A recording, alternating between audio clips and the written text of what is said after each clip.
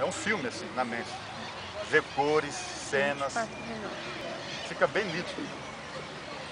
Praticamente, a mente do profeta é como se fosse aquela tela branca lá, que você fica vendo ali os hinos e tal.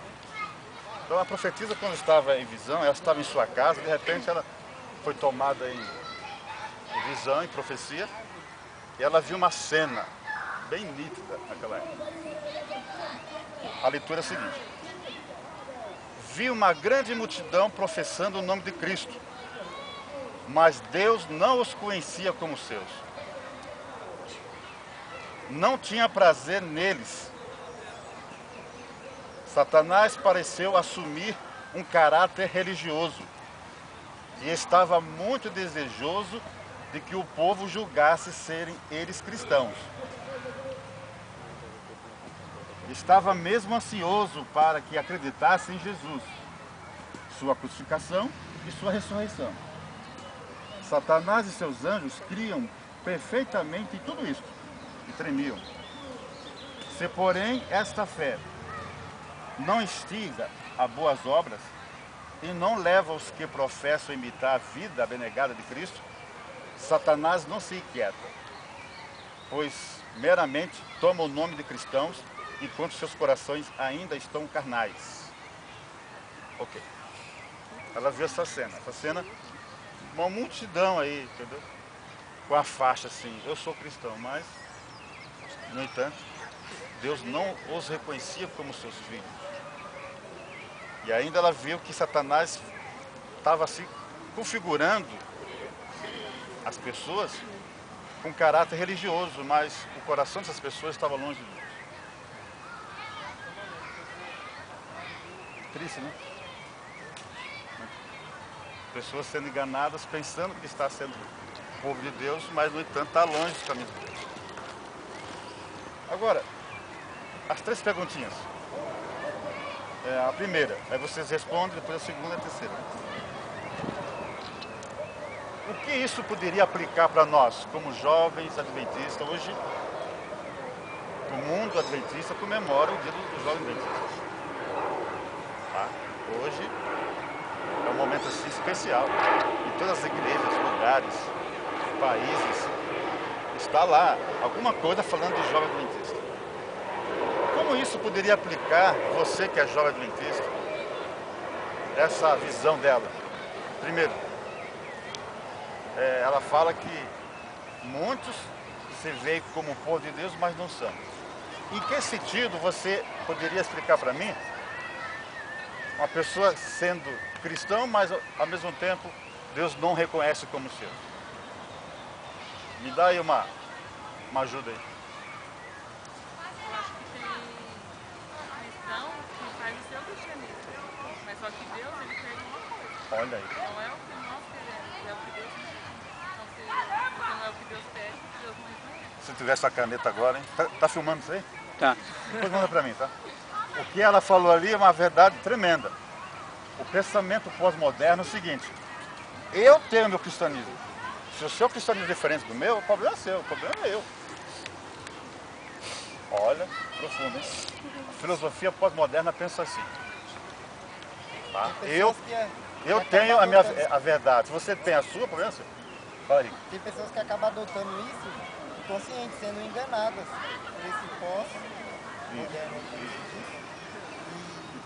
só estudando a palavra de Deus com conhecimento para poder. E a gente vê isso na questão que a lição da semana passada falou de admoestar. Eu estava até comentando, eu conversando ontem com uma pessoa no meu serviço, que essa lição me trouxe como, assim, muitas vezes a gente até quer de admoestar ou falar algumas coisas. Tem pessoas que têm esse dom e a facilidade de ver o erro e chegar na pessoa, só que normalmente a pessoa que é orientada ou o outro que vê fala que está julgando. Fala que você está julgando, né? E aí a gente não consegue chegar ao cristianismo que Cristo pede. Porque eu creio que, em primeiro lugar, pelo Espírito Santo, depois pela palavra de Deus, pelo conhecimento, Deus também pode usar, né, entre nós mesmos pessoas que possam nos orientar para que a gente viva o cristianismo de acordo com a vontade dele. Muito bem. Essa aqui é uma linha que eu vou traçar no sermão. Ponto de vista diferenciado. Por exemplo, um jovem fala assim: olha, É bom a gente ter pensamentos diferentes. É bom ter. Mas e quanto à verdade única? Isso é bom? Você pode até conhecer, ter novos conhecimentos, mas tem que ter um princípio e uma base fundamental. Muito bem. Eu lembrei de uma passagem que eu estava lendo. Olha aí. Mente, caráter e personalidade. Olha aí. Ela fala que Satanás é vitorioso na aparência e não na realidade. Às vezes a gente quer fazer algumas coisas, mas na realidade a gente pensa, não, mas eu sou de Deus, mas eu quero fazer tal coisa. O Satanás é vitorioso na aparência, não na... Maravilha. A segunda pergunta. Pastor, deixa eu só comentar em relação à primeira. Pois não, pois não. O senhor falou assim que eles estavam com como se fosse uma faixa dizendo sou cristão, né? Mas na verdade estavam longe de Deus. Muitas vezes, essas pessoas são nós mesmos. Um dia estivemos perto de Deus. Talvez ali no momento da conversão, no momento que a gente se decidiu por Cristo. Só que depois o cristianismo pra gente vira como muito cômodo, né? Então aquela questão de você ir à igreja, de você guardar o sábado, de você fazer algumas coisas, mas você está longe de Deus porque você não tem aquela comunhão diária, aquela intimidade com Deus, né?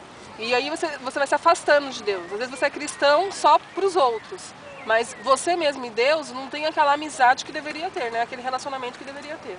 Aí aquela passagem onde Jesus critica os fariseus, né? Que vocês me louvam com os lábios, mas o coração de vocês está longe de mim.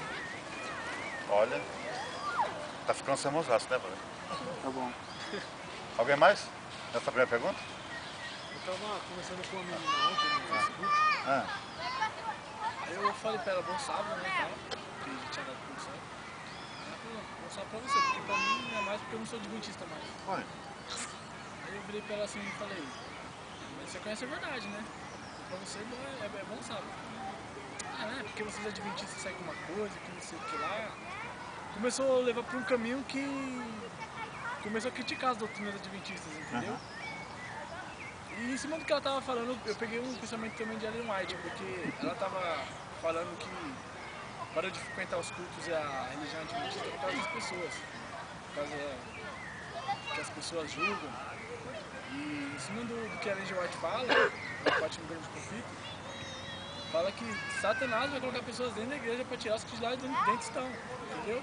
E eu falei isso pra ela falou, mas Ellen White, será que ela é mesmo guiada por Deus? Então ela começou a levar o pensamento dela, sei lá, distorceu. Ela falou, eu estou seguindo a Deus dentro da minha casa pelos meus gestos, não precisa estar dentro da igreja. Vocês percebem aí, ó, a base da linha de raciocínio é ser relativo. Tudo é relativo. Isso está entrando assim na igreja de uma forma assim, assustadora. Tudo é relativo. Tudo é relativo. Isso aí é a bandeira do diabo entrando assim, tá?